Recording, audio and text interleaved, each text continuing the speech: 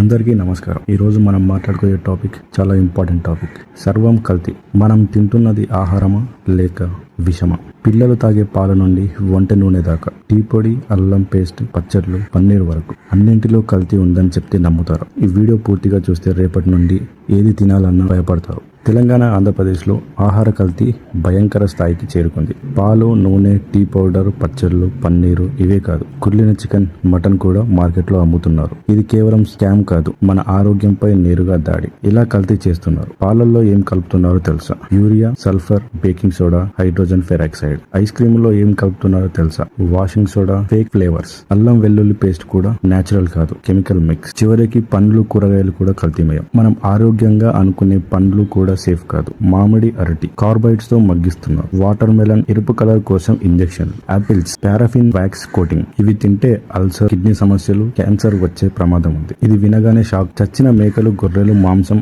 నెలల తరబడి స్టోర్ చేసి అమ్ముతున్నారు. కుళ్ళిన చికెన్, మటన్ మసాలాలతో కవర్ చేసి హోటల్లో వడ్డిస్తున్నారు. మీరు బయట తింటున్నది సేఫ్ ఫుడ్ కాదు, ప్రమాదం. Shocking data. ఒక రిపోర్ట్ ప్రకారం దేశంలో ఫుడ్ అడల్ట్రేషన్ లో హైదరాబాద్ నెంబర్ 1. 291 కేసుల్లో 246 కేసులు హైదరాబాద్ లోనే. 15% ఫుడ్ శాంపుల్స్ లో కల్తీ ఉందని ప్రభుత్వం తెలిపింది. అంటే మీరు తినే ప్రతి 10లో 1 లేదా 2 ఫుడ్ కల్తీవే. ఎందుకు ఆగడం లేదు? కారణాలు: సరిపడా ఫుడ్ ల్యాబ్స్ లేవు, టెస్టింగ్ లేట్ అవుతుంది, కల్తీ ఫుడ్ అని తెలిసిన కఠిన శిక్షలు లేవు. ఇది అదునుగా తీసుకుని రెచ్చిపోతున్న దుర్మార్గులు. కొనే ముందు, తినే ముందు జాగ్రత్త. ఎలా జాగ్రత్త పడాలి? మీరు తప్పనిసరిగా చేయాల్సింది బ్రాండెడ్ ఫ్రూట్స్ కొనండి, FSSAI లైసెన్స్ చెక్ చేయండి, పండ్లు, కూరగాయలు ఉప్పు నీళ్ళల్లో కడగండి, అనుమానం ఉంటే ఫిర్యాదు చేయండి. చిన్న జాగ్రత్త పెద్ద ప్రాణం కాపాడుతుంది.